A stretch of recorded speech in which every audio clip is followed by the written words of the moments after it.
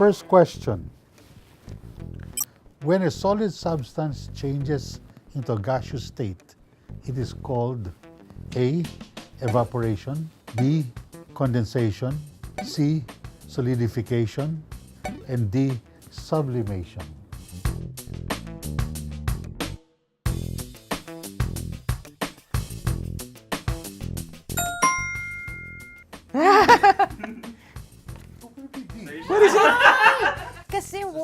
Kasi solid to gas. Kung liquid to gas, it's evaporation. Which Greek philosopher said the famous quote, "The only constant thing in life is change"? Socrates, Heraclitus, Aristotle, or Plato?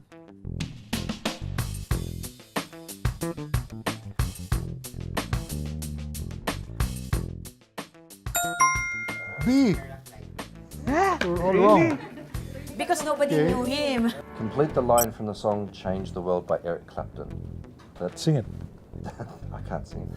That I can change the world, I would be the blank in your universe. A, sunshine, B, sunset, C, sunlight, or D, sunrise.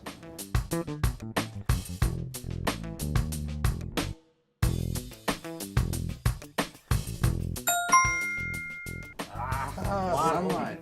Yay! I have one correction. We're all one.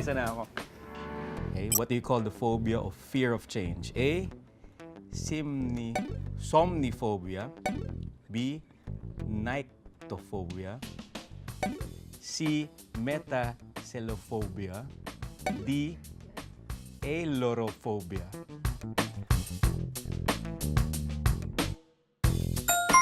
C. Metaphobia. Hindi. Change. No. Yeah, but it's there's meta. Is high. Meta is to transform. Metastasis, right? To transform.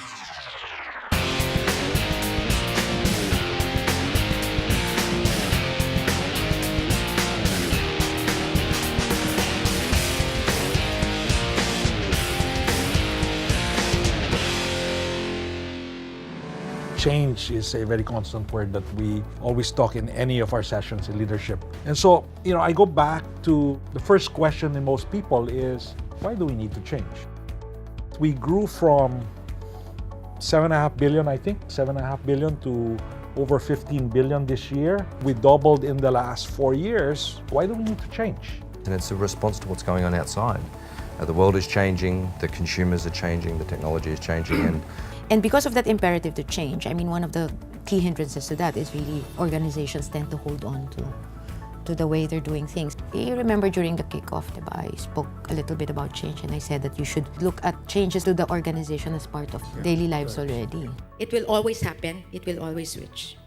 I mean, look at what happened to other companies like Blockbuster Video and all of that stuff, JCPenney's. I mean, a lot of these companies have closed down because they didn't change, right? Nokia is a very good example as well. Market leader, and then smartphone came. Kodak, right? And then digital camera here, technology overtook them. There was a visual in my head actually, and it was a slide you used before. It's a slide of a dinosaur, right? And then it said, "Why should I change? I'm the biggest and the strongest." And at the background, there was I think an exploding volcano. And there's a quality there or a component of agility which is needed.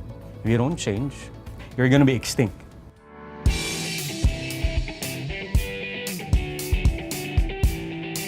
We talk about the different levels of change within the organization. We break it down really to 3 levels, right? And, the first level we say is what we call iterative change.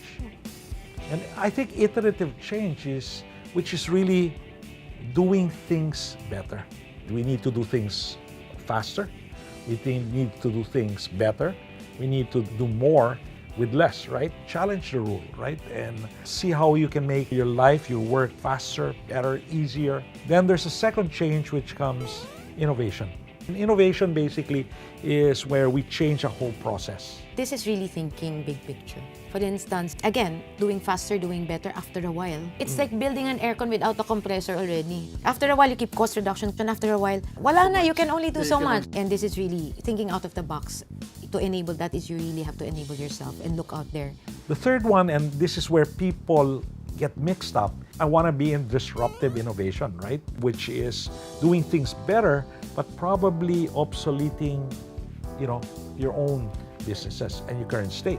Let's take na lang aircon. The iterative is this constant improvement in cost. In the 5 horsepower, for instance, what you do is you replace the compressor, you replace the coils, and make it more efficient and do it cheaply.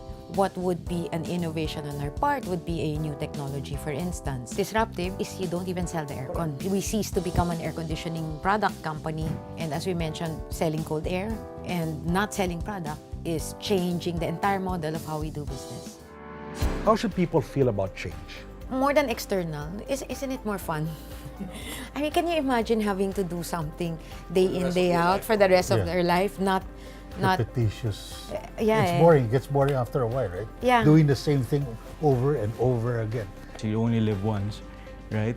So I mean, you have to really live change to really have a meaningful life. Encountering all of these new things and experiencing it and adjusting to it as you live as well, whether in work, whether in life. That what makes living meaningful.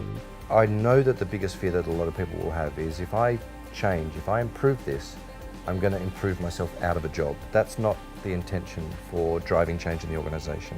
In fact, what we want to do is to take valuable, productive people out of functions where it could be automated or it could be made more efficient, and then utilise that resource somewhere else in the organisation. It's actually going to create more opportunities for people. The job that you've got may change, but that's not going to mean that you're not going to have the opportunities to move forward in the organisation. And if you have that confidence, then why would you fear change? There's no reason to do it.